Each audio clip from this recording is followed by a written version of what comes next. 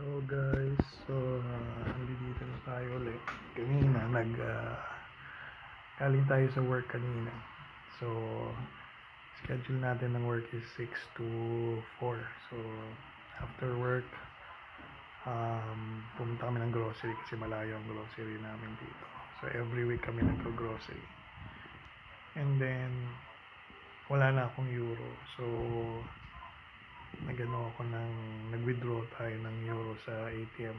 So ang ATM kasi namin is zloty pa rin ng money. Hindi kami binibigyan ng euro dito. So ang nangyari is nag-withdraw ako ng 90 euro. So ang charge sa akin ng Santander is 404. So far as nakita ko is may charge siya ng around 4 euro. Ewan ko kung transaction yon sa pag-withdraw mo dito sa Croatia. And para sa na sabi raw nila charge pa yata sa Santander. So sa history ng ng application, 404 naman. 90 euro is to 404. So titingnan na natin kung ano mangyayari. So yun ang masasabi ko ngayon. So kanina nag-grocery ako. Ang nagastos ko kanina is around 25.75 euro. So ang nabili ko is something like, and kung makikita nyo, dalawang tubig. So yan ang tubig ko. Costing is around 1.69 euro.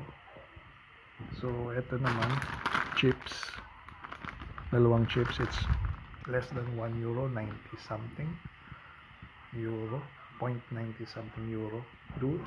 I bought 2 chips kung sakali, and I bought like something like pasta. So I bought something like pasta.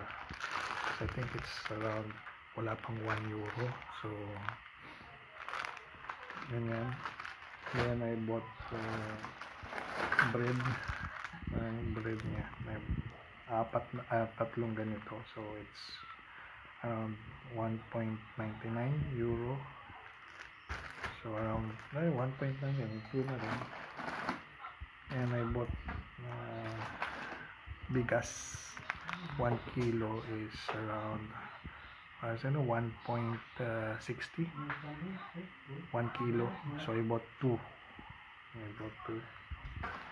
And I bought something like almost 1 kilo ng pork na it cost me around 4 point something. It's almost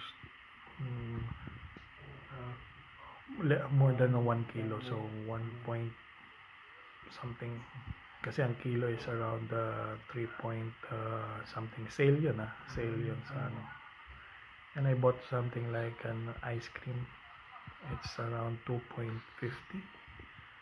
1 liter na yata ice cream yun. And I bought 7-Up 2 liters. It's around 1 point something like 90 something, let's say 2 euros. And isang repolyo. Ay, hindi ko nakita yung price, pero I think hindi naman yan malaki, around, wala pang less 1 euro yun. And what else did I buy? I think yun lang. So it cost me around 25.75 euros. So yung mostly yung mga chichirya ko is pang 1 week. So pag nagugutom lang ako, once na dumating ako ng bahay, kailangan ng sweets. Yun ang kinakain ko. So dapat abutin ko ng 1 week yun. 3 3 breads, yung chips, 2 chips, tapos may soft drinks, tapos may ice cream. And yung ano naman, yung baboy naman is hinati-hati ko na. So, small yan. So, tingin ko ay naabuti ng mga 2 weeks yun. Hindi naman ako masyadong so, panlasa lang naman sa mga sasahugin mo. So, yun ang grocery natin ngayon. And so, tandaan nyo, 25 na yan, 25 euros. So, I hope next week may matitira pa naman karne. Tubig, may matitira pa ng tubig, sure yan.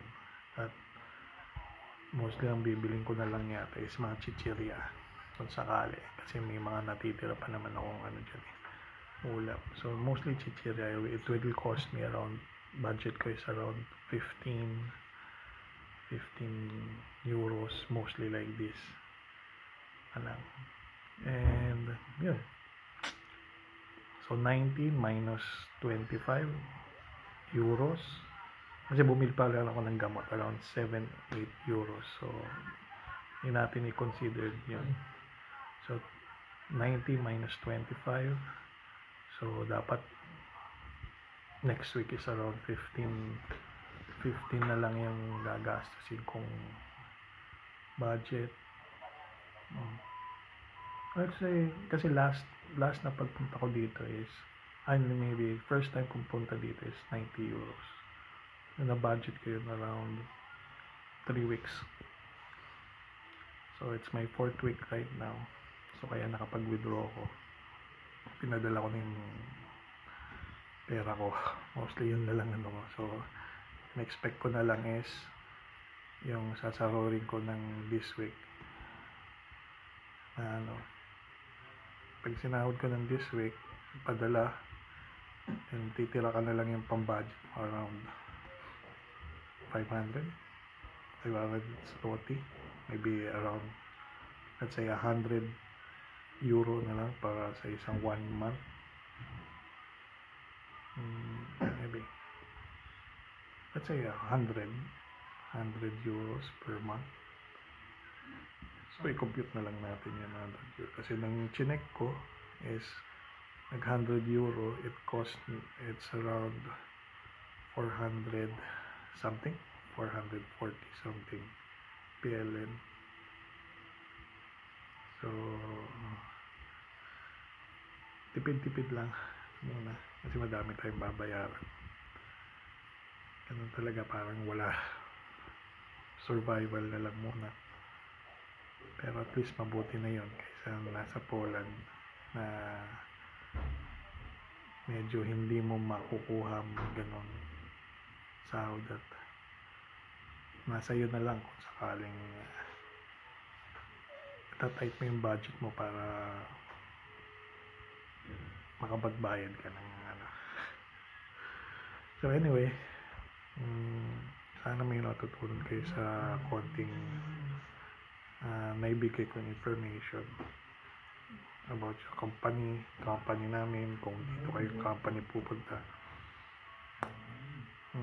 or sa other company, or sa, let's say, we're going here sa Croatia, at least may idea kayo sa mga gastusin. So anyway, bye. Thank you very much, and I hope may matutunan kayo. Salamat.